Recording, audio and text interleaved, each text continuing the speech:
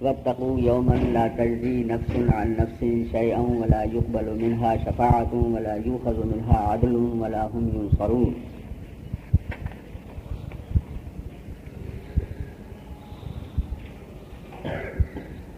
اے اولاد یعقوب، یاد کرو میرا وہ احسان جو میں نے تم پر کیا، اور یہ کہ سارے زمانے پر تمہیں بڑائی دی، اور ڈرو اس دن سے جس دن کوئی جان دوسرے کا بدلہ نہ ہو سکے گی، اور نہ کوئی سفارش مانی جائے گی، اور نہ کچھ لے کر جان چھوڑی جائے، اور نہ ان کی مدد ہو۔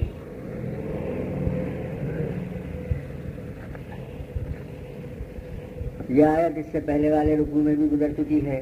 یا بنی اسرائیل اذکروا نعمتی التی انعمت علیکم وانی فضلتکم علی العالمین، یہاں تک۔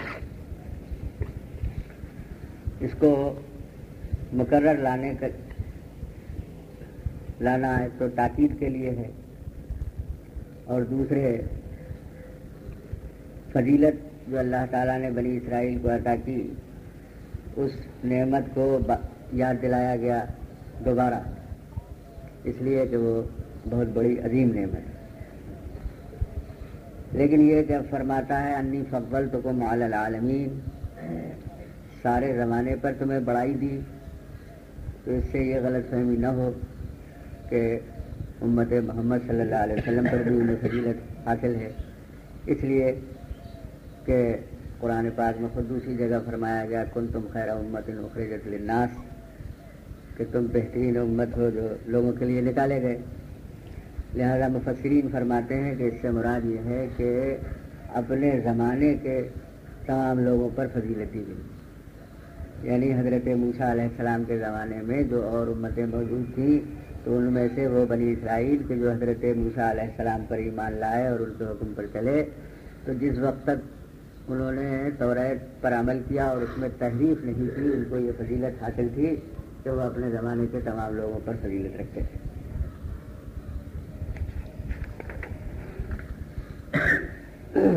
اب فرماتا ہے کہ ڈرو اس دن سے جس دن کوئی جان دوسرے کا بدلہ نہ ہو سکے گی، اور نہ اس سے سفارش مانی جائے، اور نہ کچھ لے کر جان چھوڑی جائے، اور نہ ان کی مدد ہو۔ اس میں ان لوگوں کو نجات سے نا امید کر دیا گیا ہے بالکل، اور فرمایا گیا ہے کہ تم کسی طرح بھی اگر ایمان نہ لاؤ اور توبہ نہ کرو تو کسی طرح بھی نجات کے مستحق نہیں ہو، اس لیے کہ 3 صورتیں ہوتی ہیں۔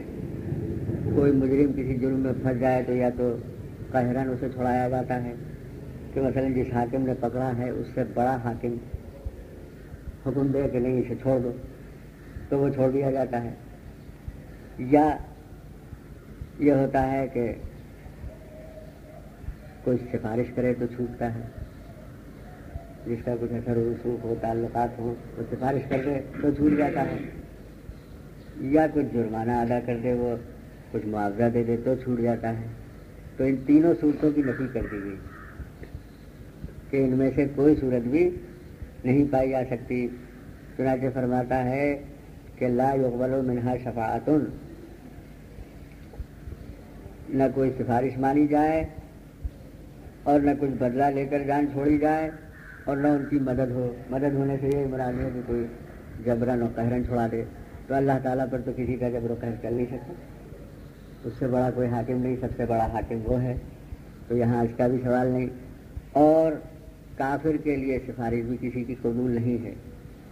چنانچہ مفسرین نے فرمایا ہے کہ پہلے نفس سے مراد نفس مومنہ اور دوسرے نفس سے مراد نفس کافرہ ہے، یعنی کوئی مومن جان کسی کافر جان سے کچھ نہیں ادا کر سکتی، تو اس کو کسی طرح سے اس کا بدلہ دے کر اسے چھڑا لے، یہ نہیں کر سکتی، اور اسی کے بارے میں یہ ہے کہ اس کی شفاعت نہیں ہو سکتی۔ چنانچہ کافر کہیں گے مولانا من شافعین، ہمارے لیے شفاعت کرنے والے نہیں ہیں۔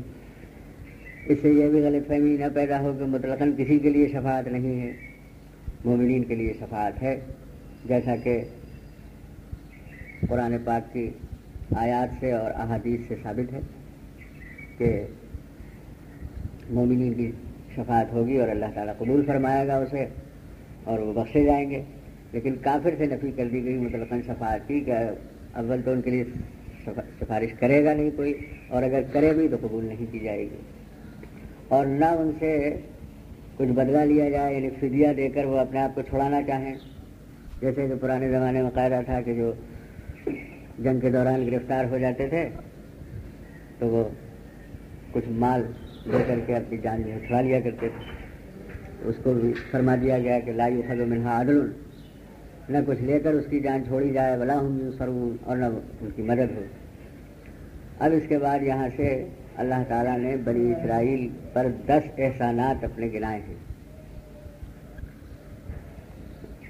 تو فرماتا ہے وَإِذْ نَجَّيْنَاكُم مِّنْ آلِ فِرْعَوْنَ يَسُومُونَكُمْ سُوءَ الْعَذَابِ يُذَبِّحُونَ أَبْنَاءَكُمْ وَيَسْتَحْيُونَ نِسَاءَكُمْ وَفِي ذَلِكُمْ بَلَاءٌ مِّن رَّبِّكُمْ عَظِيمٌ. جب ہم نے تم کو فرعون والوں سے نجات بخشی کہ تم پر برا عذاب کرتے تھے، تمہارے بیٹوں کو ذبح کرتے اور تمہاری بیٹیوں کو زندہ رکھتے، اور اس میں تمہارے رب کی طرف سے بڑی بلا تھی، اور بریکٹ میں ہے کہ یا بڑا انعام. تو بات یہ تھی کہ بنی اسرائیل یعنی حضرت یعقوب علیہ السلام کی اولاد یہ مصر میں قبطیوں کے بادشاہ فرعون کے تحت میں تھے. ایک بات یہ بھی بتا دوں کہ فرعون جو ہے وہ کسی کا نام نہیں ہے. فرعون اس زمانے میں فرعون مصر کے بادشاہ کا لقب ہوتا تھا، جیسے کہ روم کے بادشاہ کا لقب قیصر ہوتا تھا، ایران کے بادشاہ کا لقب کسریٰ. تو جتنے بادشاہ ہوئے وہ سب کسریٰ ہیں، جتنے بھی روم کے بادشاہ ہوئے وہ سب قیصر ہیں. ایسے ہی مصر میں جتنے قبطی بادشاہ ہوئے ان سب کا لقب فرعون ہے.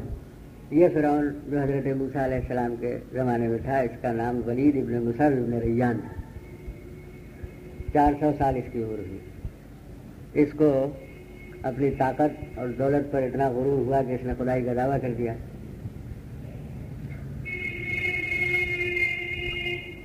تو اس نے بنی اسرائیل کو اپنا غلام بنا کے رکھا تھا اور ان سے سخت کام لیے جاتے تھے، مثلا بوجھ ڈھونا، پتھر توڑنا اور محنت مزدوری کے کام، اور اجرت کوئی نہیں ملتی تھی.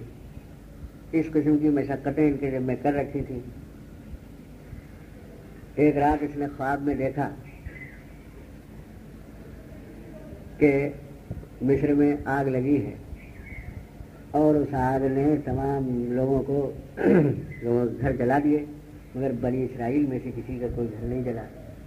تو اس نے صبح کو کاہنوں سے، کاہن نجومی کی طرح ہوتے ہیں جو کچھ حساب لگا کے یا شیاطین سے معلوم کر کے آئندہ کی کچھ باتیں بتایا کرتے تھے، تو وہ تعبیر بھی بتاتے تھے. ان سے تعبیر پوچھی تو انہوں نے یہ بتایا کہ بنی اسرائیل میں ایک لڑکا پیدا ہوگا کہ وہ تیری سلطنت کے تباہ و برباد ہونے کا ذریعہ بنے گا اور تیرا تخت و تاج سب تباہ ہو جائے گا. تو اس نے یہ حکم کر دیا کہ بنی اسرائیل میں جو لڑکا پیدا ہو اس کو قتل کر دیا جائے اور جو لڑکی پیدا ہو اسے چھوڑ دیا جائے، باقی رکھا جائے. چنانچہ بنی اسرائیل کے لڑکے جو ہیں وہ قتل کیے جانے لگے.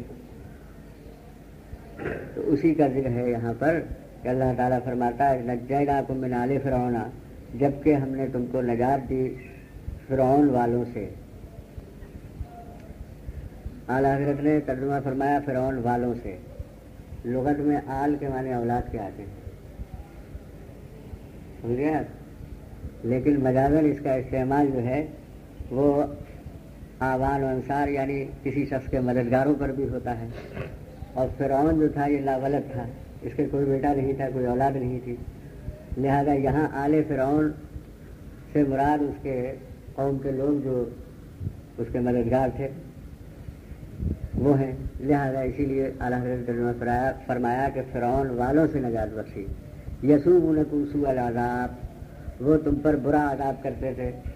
برے عذاب سے یہی مراد ہے کہ وہ سخت کام لیتے تھے اور سزائیں دیتے تھے، حتیٰ کہ کچھ ایسے لوگ کے جو محنت کے کام نہیں کر سکتے تھے ان پر اس نے ٹیکس باندھ رکھا تھا، اور وہ ٹیکس بھی بڑی سختی سے وصول کیا جاتا تھا عصر و مغرب کے درمیان، اور اگر کوئی شخص جو ہے کسی دن ادا نہیں کر پاتا تھا تو اس کے ہاتھ پیچھے باندھ دیے جاتے تھے اور 1 مہینے تک ایسے ہی بندھے رہتے تھے، اتنی سخت سزا دی جاتی تھی۔ تو اسی مطالعہ فرمایا کہ وہ تم پر برا عذاب کرتے تھے، یذبحون ابناءکم، تمہارے بیٹوں کو ذبح کرتے اور تمہاری بیٹیوں کو زندہ رکھتے، وفی ذالکم بلاء من ربکم عظیم، اور اس میں تمہارے رب کی طرف سے بڑی بلا تھی۔ بلا کا لفظ علیہ السلام عربی زبان میں آزمائش کے معنی میں آتا ہے۔ آزمائش دونوں طرح ہوتی ہے، مصیبت سے بھی آزمائش ہوتی ہے اور نعمت اور دولت کے ذریعے سے بھی آزمائش ہوتی ہے۔ مصیبت سے آزمائش ہوتی ہے صبر کی، کہ مصیبت پڑے تو اس میں آدمی ناشکری نہ کرے، نہ بے صبری نہ کرے اور اللہ تعالیٰ پر بھروسہ رکھے، صبر کیے رہے، صبر کی آزمائش ہوتی ہے۔ اور نعمت دے کر کے آزمائش ہوتی ہے شکر کی، کہ اللہ تعالیٰ کسی کو نعمت دیتا ہے اور اس کو نوازتا ہے تو اس بات کو آزماتا ہے کہ یہ اس کا شکر بھی ادا کرتا ہے یا نہیں۔ لہذا جب دونوں معنی اس کے ہیں، اسی لیے اعلیٰ حضرت نے فرمایا کہ اس میں تمہارے رب کی طرف سے بڑی بلا تھی۔ بلا کا ترجمہ بلا ہی کر دیا، جو اردو میں بلا جو ہے مصیبت کے معنی میں ہے، لہذا بریکٹ فرما دیا یا بڑا انعام، کیونکہ قرآن جو ہے اس نے متعین نہیں کیا کہ وہ آزمائش جو ہے نعمت سے تھی یا وہ آزمائش مصیبت سے تھی، تو دونوں چیزوں کا اوپر ذکر ہے۔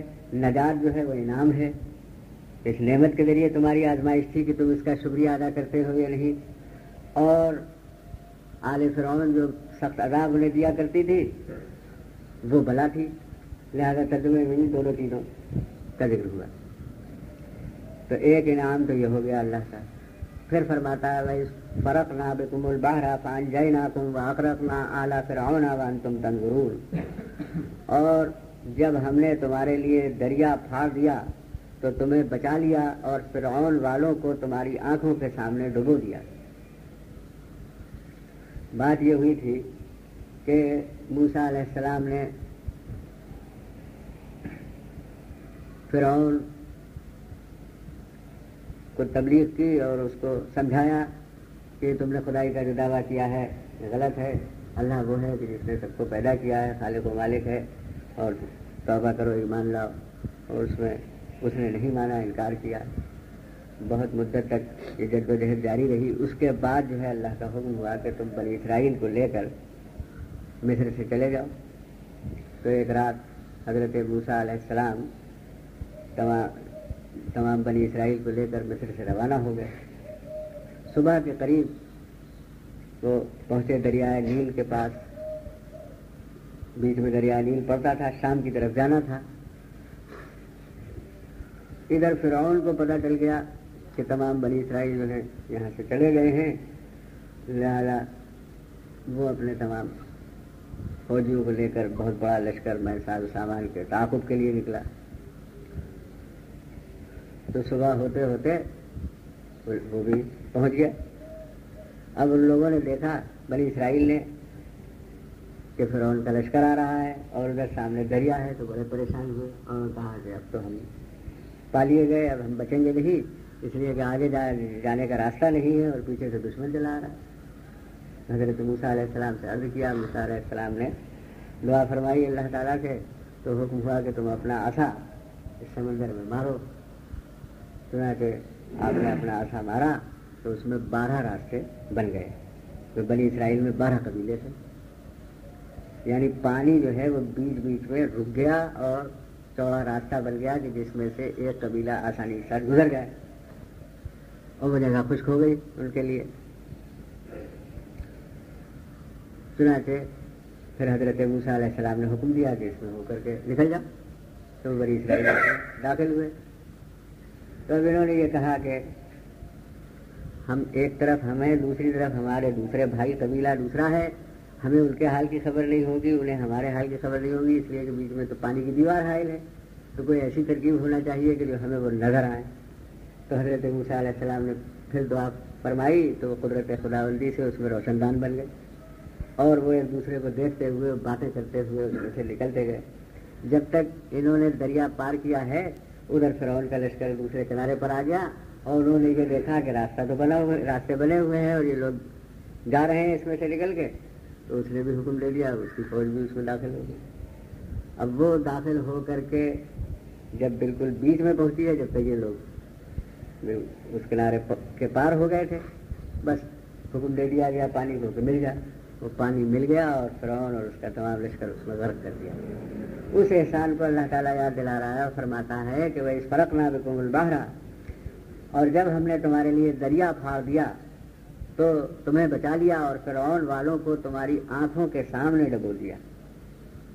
دشمن کا برا انجام اپنی آنکھوں سے دیکھے آدمی تو اس کو زیادہ خوشی ہوتی ہے. تو اللہ تعالیٰ نے بنی اسرائیل پر یہ احسان فرمایا کہ اتنا بڑا جابر بادشاہ اور اس کا اتنا عظیم لشکر وہ سب ان کی آنکھوں کے سامنے ڈبو دیا گیا. اس کے بعد دوسری نعمت کا ذکر ہے. فرماتا ہے وَإِذْ وَعَدْنَا مُوسَىٰ 40 لَيْلَةً ثُمَّ اتَّخَذْتُمُ الْعِجْلَ مِن بَعْدِهِ وَأَنْتُمْ ظَالِمُونَ, اور جب ہم نے موسیٰ سے 40 رات کا وعدہ فرمایا پھر اس کے پیچھے تم نے بچڑے کی پوجا شروع کر دی اور تم ظالم تھے. ثُمَّ عَفَوْنَا عَنْكُم مِّن بَعْدِ ذَلِكَ لَعَلَّكُمْ تَشْكُرُونَ, پھر اس کے بعد ہم نے تمہیں معافی دی کہ کہیں تم احسان مانو. تو اللہ تعالیٰ نے جب وہ فرعون اور اس کا لشکر غرق ہو گیا اور حضرت موسیٰ علیہ السلام بنی اسرائیل کے ساتھ رہنے لگے تو اللہ تعالیٰ نے فرمایا کہ تمہاری قوم کی ہدایت کے لیے میں ایک کتاب تمہیں دوں گا اور اس کے لیے 40 راتوں کا وعدہ کیا گیا جس میں ذوالقعدہ کا پورا مہینہ اور 10 ذی الحجہ کے شامل تھے. اسی لیے ان دنوں کی اہمیت زیادہ ہے کہ اس میں یہ بڑی نعمت اللہ تعالیٰ نے عطا فرمائی. تو حضرت موسیٰ علیہ السلام توریت لینے کے لیے تشریف لے گئے اور جب جانے لگے تو اپنے بھائی ہارون علیہ السلام کو جو وزیر تھے حضرت موسیٰ علیہ السلام کے, ان کو اپنا قائم مقام مقرر کر دیا کہ تم بنی اسرائیل کو دینی باتیں بتاتے رہنا اور برائیوں سے روکنا. سنا کہ حضرت موسیٰ علیہ السلام تشریف لے گئے, میں اپنے چند ساتھیوں کے.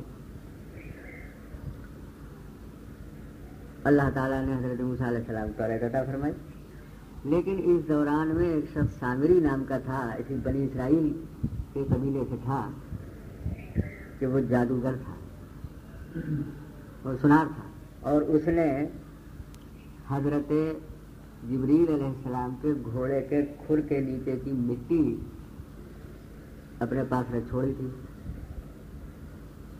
چنانچہ جب موسیٰ علیہ السلام تشریف لے گئے تو اس نے لوگوں سے کہا کہ تم اپنے زیورات لے آؤ, مجھے دے دو, اور تو میں تمہارے لیے ایک تمہارے لیے تمہارا خدا بنا دوں گا.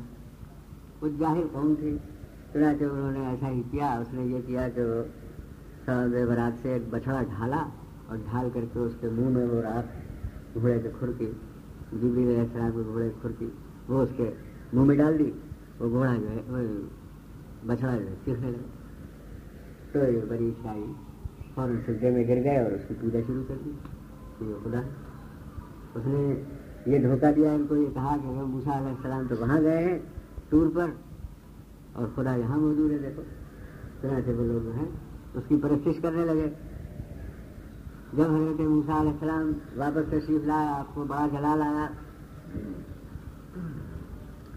اور بہت کچھ ان لوگوں کو سرزنش کی. اس کے بعد اللہ تعالیٰ نے یہ حکم دیا کہ ان لوگوں کی توبہ, اس وقت وہ لوگ نادم ہوئے خود اور انہوں نے توبہ کے لیے تیار ہوئے. پھر ہوا کہ توبہ اس وقت قبول ہو سکتی ہے کہ ان میں سے جن لوگوں نے بچڑے کی پوجا نہیں کی ہے وہ ان کو قتل کر دیں کہ جنہوں نے بچڑے کی پوجا کی تھی. اس لیے ان کو پتہ چلا کہ مرتد کی سزا قتل ہے. پہلے ہی سے چنانچہ وہ قتل کیے جانے لگے.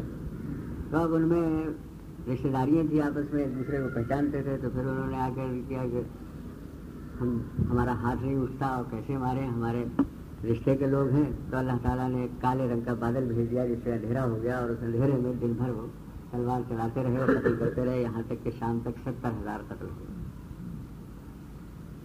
تو حضرت موسیٰ علیہ السلام اور ہارون علیہ السلام نے گڑ گڑا کے دعا کی اللہ تعالیٰ سے. تو اللہ تعالیٰ نے پھر فرمایا کہ جتنے قتل ہو گئے وہ ہو گئے، اور باقی چھوڑ دیے جائیں اور ان کی توبہ قبول کر لی. تو اللہ تعالیٰ فرماتا ہے کہ بھائی وعدنا موسیٰ 40 لیلۃ، اور جب ہم نے موسیٰ سے 40 رات کا وعدہ فرمایا، پھر اس کے پیچھے تم نے بچڑے کی پوجا شروع کر دی اور تم ظالم تھے. ظالم کے معنی پہلے بھی بتائے جا چکے ہیں کہ حد سے گزر جانے والا اور مطلب تجاوز کر جانے والا. تو یہ لوگ چونکہ حکم الہی کے خلاف انہوں نے کام کیا تھا اور حد سے تجاوز کر گئے تھے، اس لیے انہیں فرمایا گیا کہ انتم ظالمون. پھر اس کے بعد ہم نے تمہیں معافی دی کہ کہیں تم احسان مانو. اس گناہ کی توبہ قبول کی اللہ تعالیٰ نے اور انہیں معاف کر دیا تاکہ وہ احسان مانے. خیر، تو یہ دو نعمتیں ہیں. پھر فرماتا ہے وَإِذَا آتَيْنَا مُوسَى الْكِتَابَ وَالْفُرْقَانَ لَعَلَّكُمْ تَهْتَدُونَ، اور جب ہم نے موسیٰ کو کتاب عطا کی اور حق و باطل میں تمیز کر دینا کہ کہیں تم راہ پر آؤ. توریت دی گئی حضرت موسیٰ علیہ السلام کو، یہ بھی اللہ تعالیٰ کا انعام ہے، اس لیے کہ اس میں ان لوگوں کے لیے ہدایت تھی اور احکام تھے شریعت کے. تو اس کو بھی بطور احسان ذکر فرمایا کہ جب ہم نے موسیٰ کو کتاب عطا کی اور حق و باطل میں تمیز کر دینا. فرقان کا مطلب ہے جدا کر دینا، ایک چیز کو دوسرے سے جدا کر دینا. تو حق و باطل میں امتیاز کرنے والی ہے کتاب. اسی طرح قرآن کے بارے میں بھی فرقان استعمال کیا فرمایا گیا ہے کہ قرآن بھی فرقان ہے، تو وہ حق و باطل میں امتیاز پیدا کر دیتا ہے. لعلکم تہتدون، کہ تم راہ پر آؤ. وَإِذْ قَالَ مُوسَىٰ لِقَوْمِهِ يَا قَوْمِ إِنَّكُمْ ظَلَمْتُمْ أَنفُسَكُمْ بِاتِّخَاذِكُمُ الْعِجْلَ فَتُوبُوا إِلَىٰ بَارِئِكُمْ، اور جب موسیٰ نے اپنی قوم سے کہا اے میری قوم، تم نے بچڑا بنا کر اپنی جانوں پر ظلم کیا، تو اپنے پیدا کرنے والے کی طرف رجوع لاؤ. فَاقْتُلُوا أَنفُسَكُمْ، تو آپس میں ایک دوسرے کو قتل کرو. ذَلِكُمْ خَيْرٌ لَكُمْ عِندَ بَارِئِكُمْ، یہ تمہارے پیدا کرنے والے کے نزدیک تمہارے لیے بہتر ہے. یعنی اللہ کے نزدیک یہی بہتر ہے کہ جنہوں نے یہ جرم کیا ہے، بچڑے کی پرستش کی ہے، ان کو وہ لوگ جنہوں نے نہیں کی ہے قتل کر دیں، اس سے ان کی توبہ ہو جائے گی. فتاب علیکم، تو اللہ تعالیٰ نے تمہاری توبہ قبول کی، بے شک وہی ہے بہت توبہ قبول کرنے والا. صلی علی رسول کریم. اعوذ باللہ من الشیطان الرجیم، بسم اللہ الرحمن الرحیم.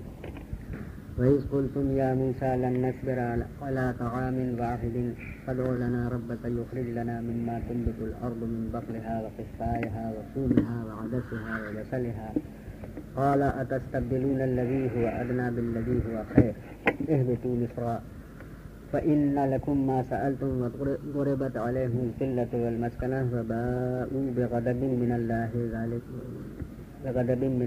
ذلك بأنهم كانوا يكفرون بآيات الله ويقتلون النبيين بغير الحق ذلك بما عصوا وكانوا يعتدون.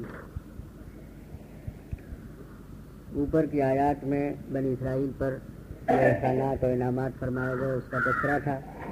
اب یہاں سے ان کی نافرمانیوں اور ناشکریوں کا بیان ہے. تو فرماتا ہے کہ اور جب تم نے کہا اے موسیٰ، ہم سے تو ایک کھانے پر ہرگز صبر نہ ہوگا، تو آپ اپنے رب سے دعا کیجیے کہ زمین کی اگائی ہوئی چیزیں ہمارے لیے نکالے، کچھ ساگ اور ککڑی اور گیہوں اور مسور اور پیاز. فرمایا کیا ادنا چیز کو بہتر کے بدلے مانگتے ہو؟ اچھا، مصر یا کسی شہر میں اترو، وہیں تمہیں ملے گا جو تم نے مانگا. اور ان پر مقرر کر دی گئی خواری اور ناداری اور خدا کے غضب میں لوٹے. یہ بدلہ تھا اس کا کہ وہ اللہ کی آیتوں کا انکار کرتے اور انبیاء کو ناحق شہید کرتے.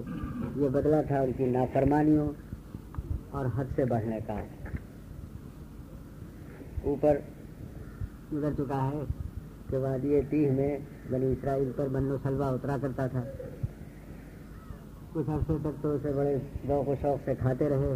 پھر اس کے بعد کہنے لگے کہ اے موسیٰ ہم ایک کھانے پر صبر نہیں کریں گے. ایک کھانا اس لیے کہا کہ دونوں مل کر کے ایک قسم کا کھانا، جیسے روٹی گوشت ایک کھانا ہے، پلاؤ زردہ ایک کھانا ہے، حالانکہ وہ دو رنگ ہیں علیحدہ علیحدہ.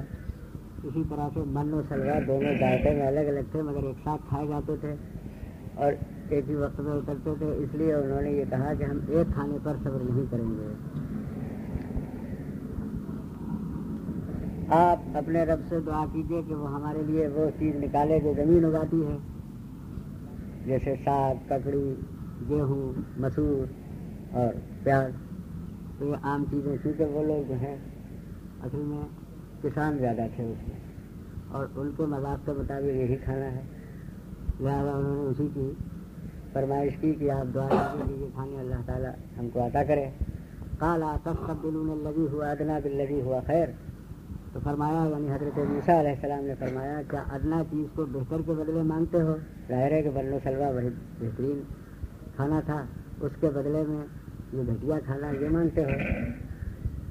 اور پھر فرما دیا کہ مصر میں چلے جاؤ. اب مصر جو ہے وہ ایک خاص شہر کا نام بھی ہے جس میں کسی زمانے میں فرعون کی حکومت تھی اور پھر اللہ تعالیٰ نے فرعون کو تو غرق کر دیا اور حضرت موسیٰ علیہ السلام بنی اسرائیل کو اس پر قابض کر دیا. اور مصر عربی زبان میں مطلقاً شہر کے معنی میں بھی آتا ہے، کوئی شہر ہو. اسی وجہ سے ترجمے میں دونوں کا ذکر کیا کہ اچھا مصر یا کسی شہر میں اترو، چونکہ مفسرین کا اختلاف ہے کہ اس مصر سے مراد وہی مصر ہے یا کوئی اور شہر. اس لیے دونوں تفسیروں کی طرف اشارہ کرتے ہوئے فرماتے ہیں کہ مصر یا کسی شہر میں اترو، وہاں تمہیں ملے گا جو تم نے مانگا. پھر فرماتا ہے اور ان پر مقرر کر دی گئی خواری اور ناداری.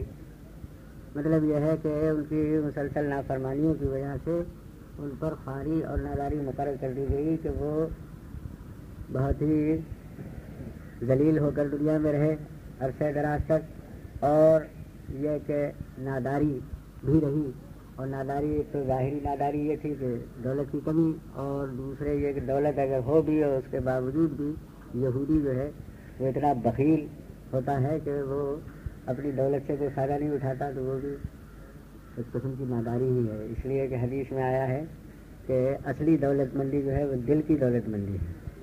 مال و در کی دولت جو ہے وہ اس سے پورا فائدہ وہی اٹھا سکتا ہے کہ جو دل کا غنی ہو.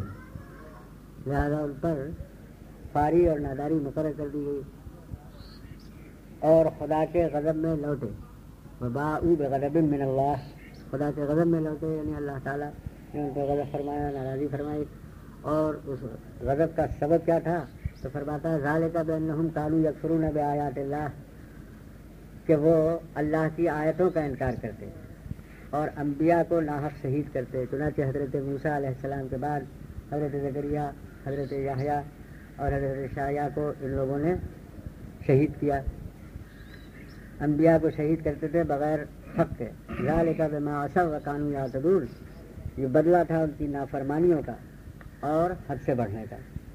جب یہ حد سے تجاوز ہے کہ آیات کے اوپر جو ان کے لیے اتاری گئی تھی عمل کرنے کے لیے، اس پر عمل کرنے کے بجائے اس کا انکار کرتے تھے اور انبیاء کرام کو شہید کر دیا ان لوگوں نے. پھر فرماتا ان الذین آمنوا والذین ہادوا والنصارى والصابئین من آمن باللہ والیوم الآخر وعمل صالحا فلہم اجرہم عند ربہم ولا خوف علیہم ولا هم یحزنون. بے شک ایمان والے نیز یہودیوں اور نصرانیوں اور ستارہ پرستوں میں سے وہ کہ سچے دل سے اللہ اور پچھلے دن پر ایمان لائیں اور نیک کام کریں، ان کا ثواب ان کے رب کے پاس ہے اور انہیں کچھ اندیشہ ہو اور نہ کچھ غم. مطلب یہ ہے کہ اگرچہ وہ کافر ہو گئے، نافرمان ہو گئے، لیکن چاہے یہودی ہوں یا نصرانی ہوں یا ستارہ پرست ہوں. ایک قوم ایسی بھی تھی کہ جو ستارے کی پوجا کرتی تھی، صابی کہلاتے تھے وہ لوگ، تو وہ لوگ ہوں ان کے بارے میں یہ ہے کہ یہ صحابی اصل میں حضرت داؤد علیہ السلام کی امت ہے. اس کے بعد ان کی وفات کے بعد انہوں نے اپنے دین میں تحریف کی اور ستاروں کی پوجا کرنے لگے. تو جو ان میں سے اللہ اور پچھلے دن پر سچے دل سے ایمان لائے، یعنی جو مسلمان ہو جائے، وعمل صالحا، نیک کام کرے، فلہم اجرہم عند ربہم، تو ان کا ثواب ان کے رب کے پاس ہے. ولا خوف علیہم ولا هم یحزنون، اور نہ انہیں کچھ اندیشہ ہو اور نہ کچھ غم. مطلب یہ ہے کہ آخرت میں کیونکہ ایمان پر جو خاتمہ ہوگا اور اللہ کے یہاں پیش ہوں گے تو اور نیک عمل کر کے گئے ہیں، تو وہاں پر جو گھبراہٹ اور خوف دوسروں کو ہوگا وہ ان کو نہیں ہوگا. پھر فرماتا ہے وَإِذْ أَخَذْنَا مِيثَاقَكُمْ وَرَفَعْنَا فَوْقَكُمُ الطُّورَ خُذُوا مَا آتَيْنَاكُمْ بِقُوَّةٍ وَاذْكُرُوا مَا فِيهِ لَعَلَّكُمْ تَتَّقُونَ. یہ بنی اسرائیل نے خود حضرت موسیٰ علیہ السلام سے عرض کیا تھا کہ ہم پر ایک کتاب ایسی دعا کیجیے اللہ سے کہ وہ کتاب اترے کہ جس میں عبادت کے طریقے اور احکام وغیرہ ہوں. حضرت موسیٰ علیہ السلام نے دعا فرمائی، اس کے بعد توریت اتری. اب توریت لے کر جب حضرت موسیٰ علیہ السلام آئے اور ان کے سامنے وہ پیش کی گئی، پڑھ کے سنائی، تو اس کے احکام دیکھ کر گھبرائے اور کہنے لگے یہ تو بہت سخت ہے، اس پر ہم سے عمل نہیں ہوگا، اور منکر ہو گئے اس کے. تو اللہ تعالیٰ نے حضرت جبریل امین کو حکم دیا، انہوں نے پہاڑ اٹھا کر کے لا کے ان کی بستی پر فضا میں معلق کر دیا. تو یہ دیکھ کے گھبرائے، حضرت موسیٰ علیہ السلام کے پاس گئے اور ان سے عرض کیا کہ یہ کیا ہے؟ ان کا یہ عذاب ہے اللہ کی طرف سے، تم لوگوں نے اس کے کتاب کا انکار کیا ہے توریت کا، اس کی وجہ سے جبریل امین یہ حکم دیا گیا ہے وہ پہاڑ تم پر گرائیں گے. تو یہ توبہ کی ان لوگوں نے اور وعدہ کیا کہ ہم عمل کریں گے، چنانچہ وہ ہٹا دیا گیا. تو اسی کا تذکرہ ہے کہ فرماتا اللہ تعالیٰ اور جب ہم نے تم سے عہد لیا، یعنی وہ توریت پر عمل کرنے کا عہد لیا، اور تم پر طور کو اونچا کیا، تو جو کچھ ہم تم کو دیتے ہیں زور سے اور اس کے تو اونچا کیا تو جو کچھ ہم تم کو دیتے ہیں زور سے لے لو اور اس کے مضمون یاد کرو، اس امید پر کہ تمہیں پرہیزگاری ملے. یعنی مطلب یہ ہے کہ توریت کو حاصل کرو، اسے سیکھو، اس پر عمل کرو تاکہ تمہیں پرہیزگاری اور تقویٰ حاصل ہو. ثم تولیتم من بعد ذلک، پھر اس کے بعد تم پھر گئے، یعنی یہ عہد کرنے کے بعد اور پھر اس پر عمل نہیں کیا اور اس کی خلاف ورزی کی. فلولا فضل اللہ علیکم ورحمتہ لکنتم من الخاسرین، تو اگر اللہ کا فضل اور اس کی رحمت تم پر نہ ہوتی تو تم ٹوٹے والوں میں ہو جاتے، یعنی ہلاک کر دیے جاتے اور کافر ہی مرتے. لیکن اللہ تعالیٰ نے ایسا نہیں فرمایا اور توبہ تمہاری اس وقت قبول کر کے اور عذاب ہٹا دیا. تو یہ دو برائیاں ان کی ہو گئی. تیسری صفت ان کی جو بری تھی وہ اور ذکر فرماتا ہے کہ وَلَقَدْ عَلِمْتُمُ الَّذِينَ اعْتَدَوْا مِنْكُمْ فِي السَّبْتِ فَقُلْنَا لَهُمْ كُونُوا قِرَدَةً خَاسِئِينَ، اور بے شک ضرور تمہیں معلوم ہے کہ تم میں کے وہ جنہوں نے ہفتے میں سرکشی کی تو ہم نے ان سے فرمایا کہ ہو جاؤ بندر دھتکارے ہوئے. فَجَعَلْنَاهَا نَكَالًا لِمَا بَيْنَ يَدَيْهَا وَمَا خَلْفَهَا وَمَوْعِظَةً لِلْمُتَّقِينَ، تو ہم نے اس واقعے کو ان کے آگے اور پیچھے والوں کے لیے عبرت کر دیا اور پرہیزگاروں کے لیے نصیحت. واقعہ یہ ہوا تھا کہ بنی اسرائیل کچھ دریا کے کنارے آباد تھے جو ماہی گیر تھے، اسی دریا میں مچھلیاں پکڑا کرتے تھے اور اسی سے اپنی گزر بسر کرتے تھے. تو ہفتے کا دن ان کے یہاں ایسا منظم رکھا گیا ہے جیسے کہ مسلمانوں میں جمعہ. تو انہیں یہ حکم دیا گیا کہ سب دن شکار کرو مگر جمعے کے دن شکار مت کرو اور یہ دن چھٹی کا رکھو اور اس میں عبادت کرو اللہ تعالیٰ کی. چنانچہ انہوں نے چھوڑ دیا اس دن میں شکار کرنا، لیکن خدا کو اس طرح سے ان کا امتحان لینا تھا اور آزمائش تھی کہ یہ کس قدر عمل کرتے ہیں حکم پر. تو ہفتے کے دن بجائے اور دنوں کے ہفتے کے دن زیادہ مچھلیاں اس میں آنے لگی، اور اتنی زیادہ کہ وہ خود آ کر کے اوپر منہ نکالیں اور نظر آئیں سامنے کی مچھلی ہے. تو دیکھ کر یہ لوگ للچائے اور انہوں نے کہا کہ ہفتے ایک دن کی ممانعت آ گئی اور ہفتے میں مچھلی آتی ہے، یہ تو بڑا نقصان ہوگا، تو کسی ترکیب سے شکار ہونا چاہیے۔ تو انہوں نے نالیاں کچھ بنائی اور گڑھے کھود دیے کہ ہفتے کے دن اس کو کھول دیا کرتے تھے کہ وہ پانی ادھر آتا رہتا تھا، اور شام کو جا کر کے اسے بند کر دیتے تھے تو مچھلیاں گڑھوں میں بند ہو جاتی تھیں۔ اتوار کے دن انہیں نکال لیتے تھے۔ اس طریقے سے انہوں نے ایک ہیرا کیا شکار کرنے کا کہ ظاہری طور پر وہ اللہ کی نافرمانی سے بچ گئے اور جناب شکار بھی کر لیا، لیکن اللہ تعالیٰ نے اسے منظور نہیں فرمایا اور اس کو ان کی زیادتی اور حد سے تجاوز قرار دیا۔ چنانچہ فرماتا ہے بے شک ضرور تمہیں معلوم ہے کہ تم میں کہ وہ جنہوں نے ہفتے میں سرکشی کی، فقلنا لہم، تو ہم نے ان سے فرمایا کہ ہو جاؤ بندر دھتکارے ہوئے۔ یہ عذاب ان پر آیا کہ ان کی صورتیں مست کر دی گئیں اور بندروں کی شکل بنا دیے گئے۔ بعض لوگ یہ گمان کرتے ہیں کہ صاحب یہ موجودہ بندر جو ہے یہ وہ انہی کی نسل ہے، ایسا نہیں ہے، وہ تو مسخ کیے گئے تھے اور ان کی صورتیں صرف بندروں کی بنائی گئی تھیں، اور ذہن اور دماغ جو تھا ان کا وہ آدمیوں جیسا تھا، کیونکہ اگر دماغ بھی بندر جیسا ہو جاتا تو انہیں کوئی پریشانی نہیں ہوتی۔ وہ یہی سمجھتے کہ جیسے بندر اپنے آپ اپنے صورت اور شکل میں خوش رہتا ہے، ایسی وہ خوش و خرم رہتے، لیکن وہ تھے انسان اور محسوس کر رہے تھے کہ کیا ہو گیا، لہذا وہ چیختے اور روتے تھے، اور 3 دن تک اس حال میں وہ رہے اور 3 دن کے بعد مر گئے، ان میں سے کوئی باقی نہیں۔ تو کونوا قردۃ، فرمایا کہ ہو جاؤ بندر دھتکارے ہوئے، فجعلناھا نکالا، تو ہم نے یہ واقعہ اس کے آگے اور پیچھے والوں کو دیا۔ تو پھر تلاش کیا تو ایک بوڑھی عورت کے پاس وہ گائے ملی کہ جس کا ایک ہی لڑکا تھا، اس کا شوہر ایک نیک متقی پرہیزگار آدمی تھا۔ جب وہ ضعیف ہو گیا اور اس نے دیکھا کہ میرے مال کی دیکھ بھال کرنے والا کوئی نہیں ہے، بچہ چھوٹا ہے، ایک بچیا اس کے پاس تھی، تو اس کے گردن پہ وہ مہر لگا کے اس نے لے جا کے جنگل میں چھوڑ دی، اور یہ کہا کہ اللہ میں اسے تیرے سپرد کرتا ہوں کہ یہ جب بڑی ہو جائے اور بڑی ہو کے یہ جب تک میرا بچہ بھی ہوشیار ہو جائے گا تو اس کے بعد جو ہے یہ اس کے